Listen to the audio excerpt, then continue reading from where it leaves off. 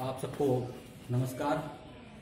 आप क्या क्या पढ़ चुके हैं उस चैप्टर में, संधारित्र के चैप्टर में। एक बार उसको आप रिकॉल कर लीजिए। संधारित्र क्या होता है, ठीक है। संधारित्र की धारिता को प्रभावित करने वाले कौन कौन से कारक होते हैं, इनके बारे में आप पढ़ चुके हैं, ठीक है। प्लेटों के आकार पर, यानी प्लेटों के क्षेत्रफल पर, ठीक है, प्लेटों के बीच की दूरी पर, प्लेटों के बीच के माध्यम पर, ठीक है, संधारित्र की धारिता निर्भर करती है। इसके साथ साथ किसी भी संधारित्र की प्लेटों के बीच अगर कोई परावैद्युत पदार्थ भर दिया जाए, ठीक है, तो उसके भरने से संधारित्र की धारिता किस प्रकार प्रभावित होती है, ये आपको इसके पहले वाले वीडियो में अच्छे से समझाया गया है, ठीक है। उसको एक बार आप ध्यान से और सुन लेंगे 2 बार, तो आपको अच्छे समझ में आ जाएगा कि धारिता को कैसे प्रभावित करता है परावैद्युत पदार्थ, ठीक है। और इसके साथ साथ धारिता क्या होती है, विभव में धारिता में क्या संबंध है, ये सब चीजें आपको पहले वाले वीडियो बताई गई थी। इसके बाद जो है वो आपका हम शुरू करेंगे, लेकिन 2 क्वेश्चन जो है पीछे वाले चैप्टर से कुछ पूछा गया है। जो ऑप्टिकल इंस्ट्रूमेंट था, मतलब सूक्ष्मदर्शी का और दूरदर्शी का जो चैप्टर चल रहा था, उस चैप्टर में ये प्रश्न जो है, ठीक है। 2 प्रश्न है जिसने भेजा था, उसको बताने के बाद फिर उस पर हम आएंगे, ठीक है। पहला क्वेश्चन है, देखिए, सूक्ष्मदर्शी और दूरदर्शी का कोई भी क्वेश्चन अगर आप हल कर रहे हैं तो उसके पहले वो कॉन्सेप्ट आपके दिमाग में होना चाहिए कि सूक्ष्मदर्शी में 2 लेंस होते हैं, एक छोटा एक बड़ा, है ना। और कौन सा अवदृश्यक छोटा होता है, अवनेत्र बड़ा होता है, पहले वाले का प्रतिबिंब कहाँ बनता है, ये कॉन्सेप्ट क्लियर रहेगा तो इसमें कोई भी समस्या आपको क्वेश्चन लगाने में नहीं आएगी, ठीक है। जैसे एक प्रश्न है, एक संयुक्त सूक्ष्मदर्शी में अवदृश्यक तथा इससे बने वास्तविक प्रतिबिंब के बीच की दूरी 18 सेंटीमीटर है ना। अब आप जरा याद कीजिए, ऐसे आपको याद होगा, एक यहाँ अवदृश्यक लेंस होता है, एक यहाँ पर अभिनेत्र लेंस होता है ना। मैं एक रफ डायग्राम बता रहा हूँ आपको, ठीक है। यहाँ से समांतर, यहाँ वस्तु होती है, समांतर किरणें आती हैं, तो ऐसे जो है ये यहाँ पर काटती हैं, यहाँ छोटा प्रतिबिंब बनता है, याद आ रहा है। और फिर ये आप चारों प्रकाश किरणों को लेंगे तो प्रतिबिंब आपका जो है ऐसे कहीं पर बनेगा, या हो सकता है यहाँ कहीं बनेगा, ठीक है, यहाँ। तो ये उसका मूल है। ये अवदृश्यक लेंस है, इसकी फोकस दूरी को हम FO से शो करते हैं, ठीक है। ये हमारा अभिनेत्र लेंस है, बड़ा वाला, इसकी फोकस दूरी को हम FE से शो करते हैं, ठीक है। ये अभिनेत्र लेंस की फोकस दूरी है, ये अवदृश्यक लेंस की फोकस दूरी है। यहां पर वस्तु रखी हुई है, ठीक है। अवदृश्यक लेंस से वस्तु की दूरी को हम UO से शो करते हैं, UO से शो करते हैं। अवदृश्यक लेंस का जो प्रतिबिंब है वो यहां बनता है।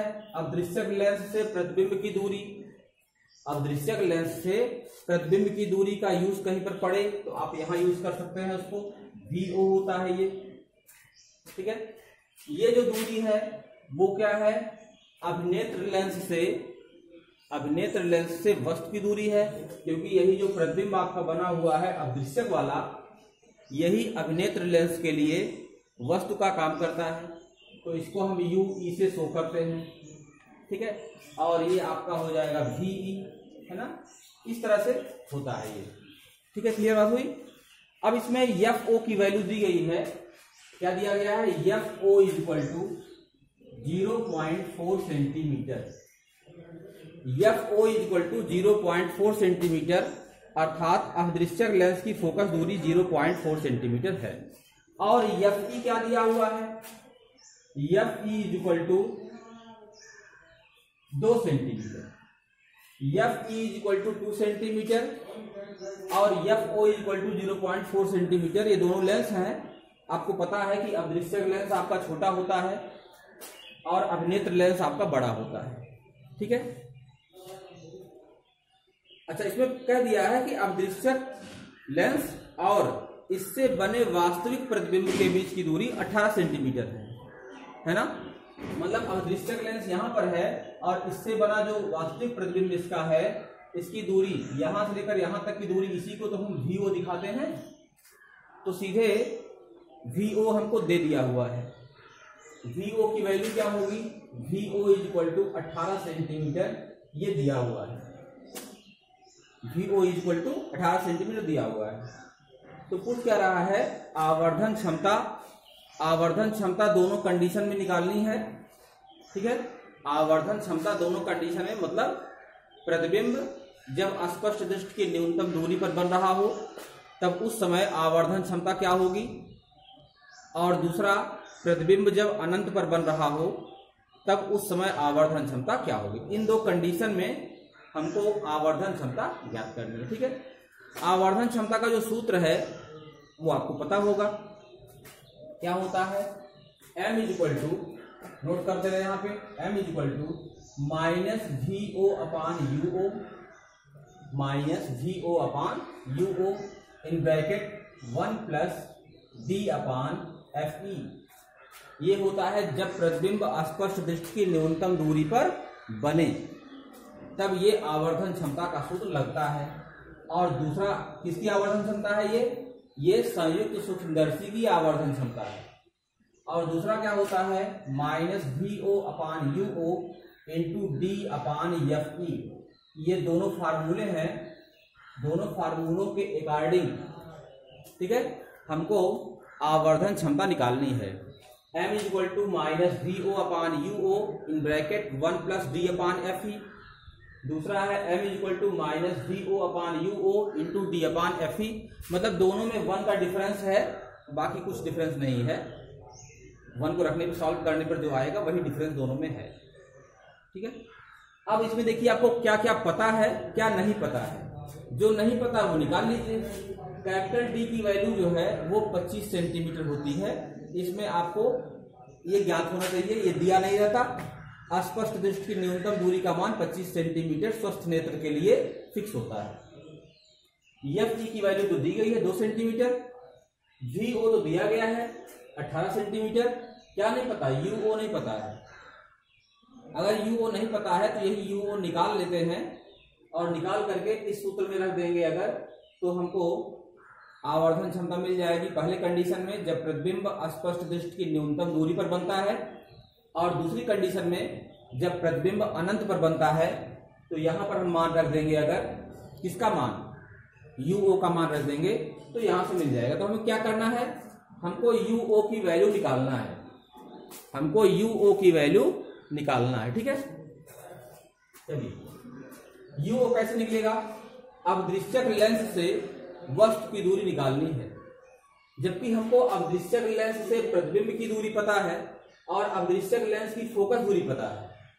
ठीक है, तो किसी लेंस की फोकस दूरी का फार्मूला अगर हम लगा देते हैं तो फोकस दूरी तो पता ही है, प्रतिबिंब की दूरी पता है, बचा वस्तु की दूरी तो आसानी से निकल जाएगा। चलिए क्या हो जाएगा? 1 upon FO is equal to 1 upon VO minus 1 upon UO, क्योंकि आप जानते हैं कि 1 upon F is equal to 1 upon V minus 1 upon U, ये फार्मूला होता है। अब दृश्यक लेंस की बात है तो सबके साथ में हम O सफिक्स लगा देते हैं, तो 1 upon FO is equal to 1 upon VO minus 1 upon UO लगा दीजिए। अब दृश्यक की फोकस दूरी तो पॉजिटिव होती है, पहले से आप जानते हैं।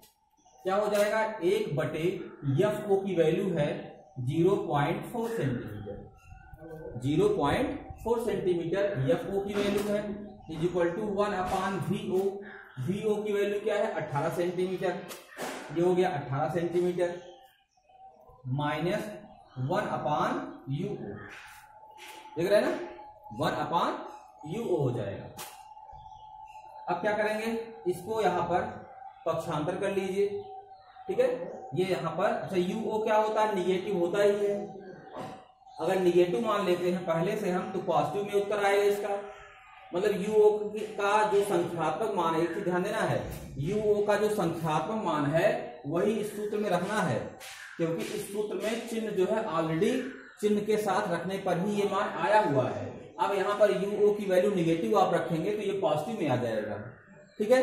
तो इस सूत्र को जब निकाला गया है तो इसमें वस्तु की जो दूरी है वो ऑलरेडी निगेटिव ली गई है, ठीक है ना। इसलिए यहां पर आप यूओ की वैल्यू पॉजिटिव निकालेंगे, तो यूओ यहां पर चिन्ह सहित रख देंगे, तो यूओ का मान क्या आ जाएगा, यूओ इज इक्वल टू, माफ कीजिएगा 1/यूओ इज इक्वल टू, पक्षांतर कर दीजिए 1/0.4 माइनस 1/18, 1/0.4 माइनस 1/18 हो जाएगा ये।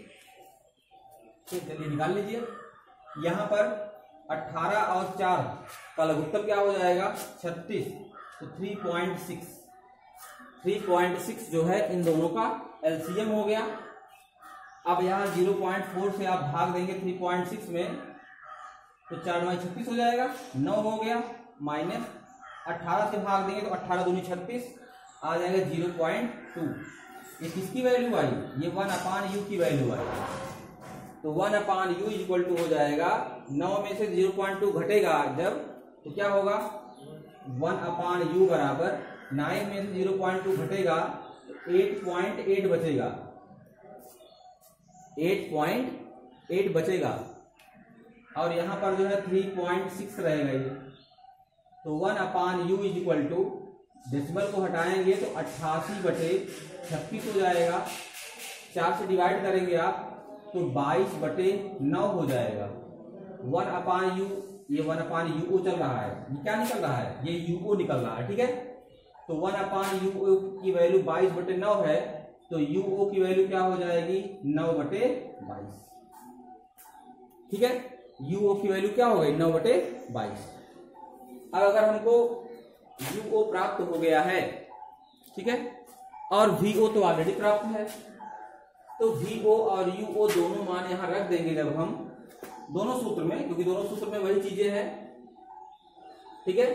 दोनों सूत्र में अगर हम मान रख देंगे UO का, VO का मान दिया गया वो रख देंगे, FO दिया गया वो रख देंगे, सब कुछ रख देंगे, FE दिया गया सब दिया गया रख देंगे, तो आपको क्या मिल जाएगा, आपको आवर्धन क्षमता मिल जाएगी। तो पहले यहां रखते हैं, M इज इक्वल टू हो जाएगा माइनस VO की वैल्यू क्या है, VO की वैल्यू 18 है बटे, देख लीजिएगा VO की वैल्यू क्या है 18, VO आपका 18 है, बटे UO की वैल्यू आ गई 9/22, तो 9 हो जाएगा नीचे और 22 हो जाएगा ऊपर, ठीक है ना।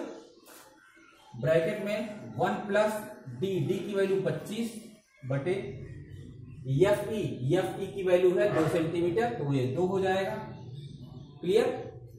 ये हो जाएगा M इज इक्वल टू, काटेंगे 9, माफ कीजिएगा 9 दूनी 18 हो गया, 22 दूनी 44, तो 44 गुणे, ठीक है, ये हो गया आपका 2 1 के 2, 25 2 27, 27/2 हो गया, 27/2 मतलब 13.5, ये तो हुआ माइनस में। M इज इक्वल टू क्या हो जाएगा, अब माइनस 13.5 में आप 44 से मल्टीप्लाई करेंगे तो क्या हो जाएगा 4 25 20, 4 क्या 12 2 14, 4 1 के 4 1 5, ठीक है ना। ये हो गया आपका, और फिर वही करेंगे 0 4 और 5, ये हो गया 0 4 5 4 9 5, डेसिमल कहाँ लगा यहाँ पे, तो 594 आ जाएगा माइनस में, तो आवर्धन क्षमता क्या हो गई -594, आवर्धन क्षमता आपको मिल गई -594, जब प्रतिबिंब स्पष्ट दृष्टि की न्यूनतम दूरी पर बनता, ठीक है। एक कंडीशन ये हो गई। दूसरा क्या करना है, 1 को नहीं रखना है, बस जब 1 नहीं रखेंगे आप तो VO/UO वही करेंगे, VO की जगह पे 18, UO की जगह पे 9/22, तो 22 चला जाएगा ऊपर। फिर यहाँ पर जो 1 लगाया 1 नहीं लगेगा, सीधे D/FE होगा, तो 25/2 होगा, तो जहां पर आपका 13.5 हो रहा था वो क्या होगा 12.5 हो जाएगा। तो 12.5 में हम 44 से मल्टीप्लाई करेंगे जब, है ना, तो वो मान आ जाएगा आपका 594 का है 550 आ जाएगा। M इज इक्वल टू क्या हो जाएगा -500, तो एक आवर्धन क्षमता -550 हो जाएगी और दूसरी आवर्धन क्षमता -594 हो जाएगी, ठीक है। मेरे हिसाब से क्लियर हो गया होगा, कोई समस्या नहीं रह गई, है ना। अब तो कोई दिक्कत नहीं रहेगी ना, आप लगा लेंगे, बस केवल कॉन्सेप्ट आपको क्लियर होना चाहिए, ठीक है। प्रतिबिंब कहाँ बनता है, कैसे बनता है, ठीक है। ऐसे ही एक क्वेश्चन और है, इसको आप नोट कर लीजिएगा और आप इसको शामिल भी कर लीजिएगा अपने नोट्स में, इसको अपने नोट्स में आप शामिल भी कर लीजिएगा।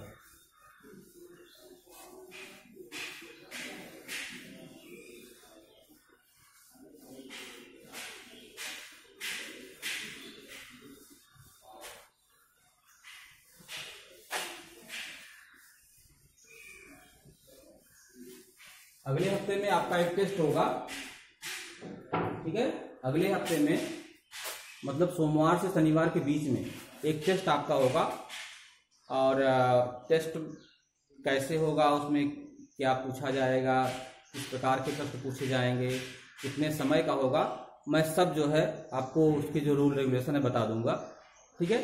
लेकिन जितना पढ़ाया गया है फर्स्ट पार्ट में और सेकंड पार्ट में, फर्स्ट पार्ट में और सेकंड पार्ट में जितना पढ़ाया गया है वो सारी चीज़ें आप तैयार कर लीजिए, ठीक है।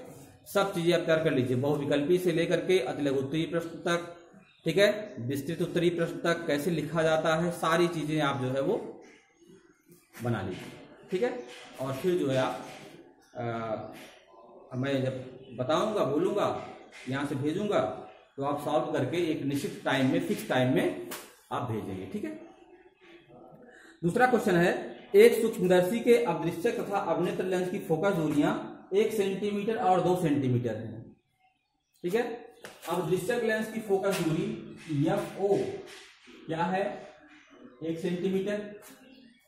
अदृश्य लेंस की फोकस दूरी 1 सेंटीमीटर है, और अवनेत्र लेंस आपका जो है FE ये क्या है, 2 centimetre.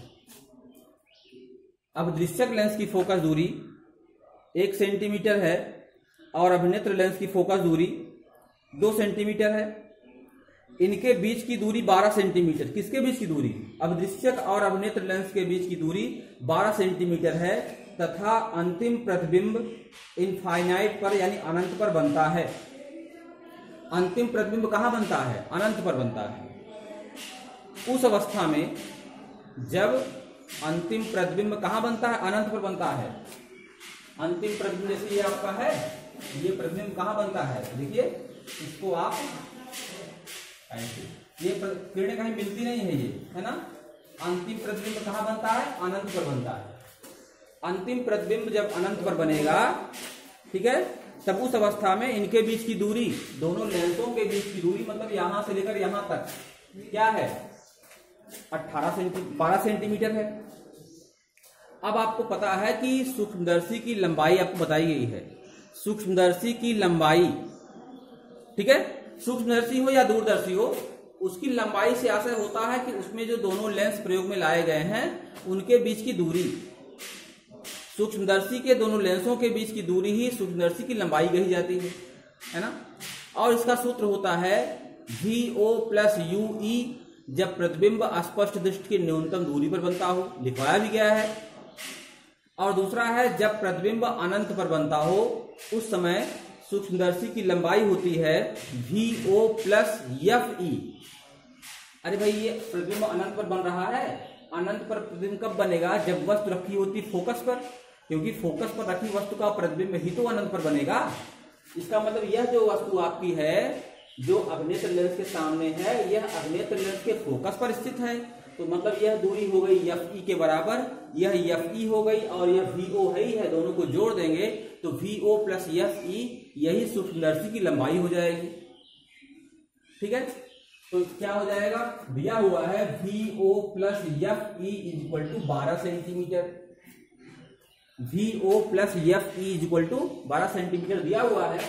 FO equal to 1 centimetre, FE equal to 2 centimetre, VO plus FE equal to 12 centimetre. ठीक है, तो निकालना 3 चीजें। नंबर 1 क्या निकालना है? वस्तु की अवदृश्यक से दूरी, अर्थात हमको UO चाहिए। वस्तु की अवदृश्यक लेंस से दूरी अर्थात हमको UO चाहिए। दूसरा क्या चाहिए? अवदृश्यक लेंस से, माफ कीजिए, अवदृश्यक लेंस का रेखीय आवर्धन, रेखीय आवर्धन आपको चाहिए। रेखीय आवर्धन, आवर्धन क्षमता नहीं, रेखीय आवर्धन चाहिए आपको। तीसरा है आवर्धन क्षमता, तीसरा है क्या, आवर्धन क्षमता। दो कंडीशन में होती है, लेकिन यहां पर पहले कह दिया है कि प्रतिबिंब अनंत पर बनता है, तो जब प्रतिबिंब अनंत पर बनता है तो उस समय आवर्धन क्षमता क्या होगी, वही चाहिए हमको, ठीक है ना। जब प्रतिबिंब अनंत पर बनता है तो उस समय क्या आवर्धन क्षमता होगी, वही तो आपको प्राप्त करना है। तो चलिए यहां पर पहले हमको UO चाहिए, तो UO कैसे निकलेगा, देखो यहां से VO प्लस FE की वैल्यू 12 अगर दी गई है, तो अब आप क्या करेंगे, FE की वैल्यू 2 हमको पहले से पता है, तो इसका मतलब VO प्लस 2 इक्वल टू हो जाएगा 12, या यहां से VO की वैल्यू हो जाएगी 12 माइनस 2 बराबर 10 सेंटीमीटर। समझिए बात को, VO इक्वल टू 12 माइनस 2 बराबर 10 सेंटीमीटर।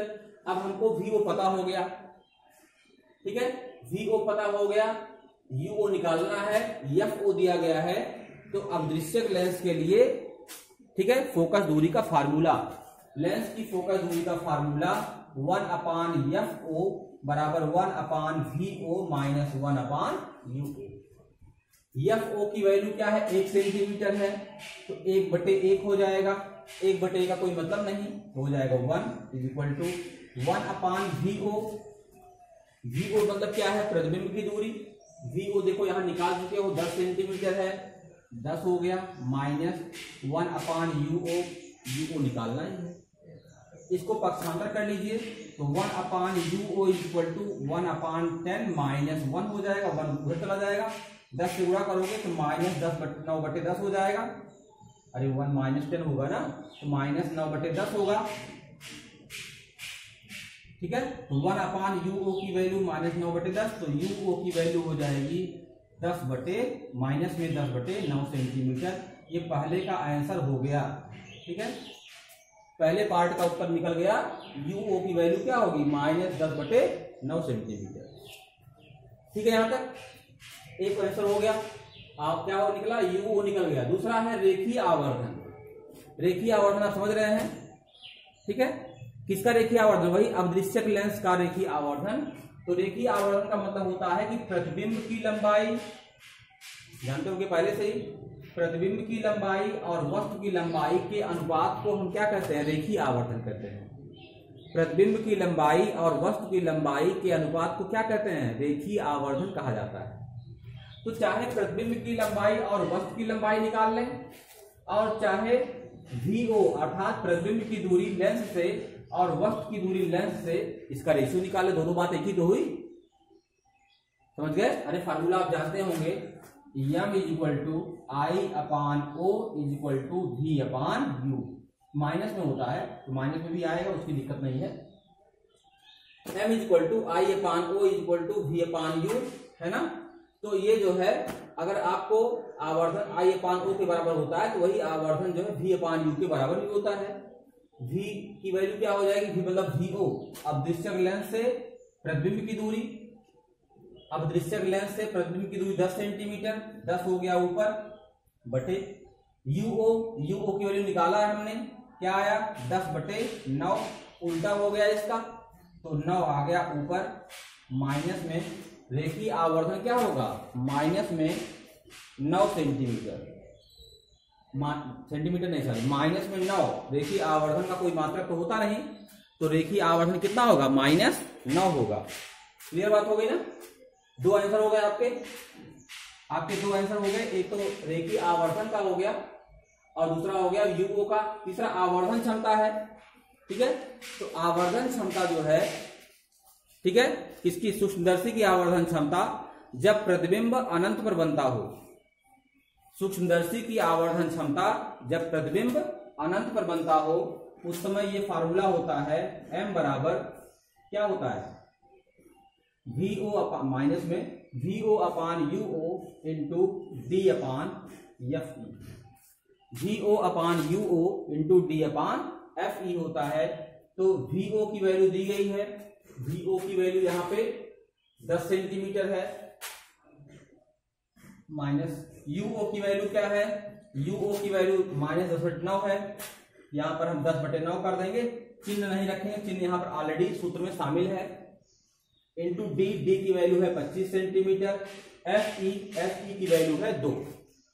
तो आप क्या करेंगे यहाँ पे -10/10/9 है, 9 को आप ऊपर ले जाएंगे जब, तो क्या हो जाएगा -9 इंटू यहाँ आपका पहले से ही 25/2 है, तो हो जाएगा ये -9 गुणे 25/2 को आप काटेंगे जब, तो ये आ जाएगा आपका 12.5 और गुणा करेंगे जब इसका, तो आंसर आपको मिल जाएगा 112.5। यही आपका आंसर हो गया। ये क्या हो जाएगा, ये आवर्धन क्षमता हो जाएगी।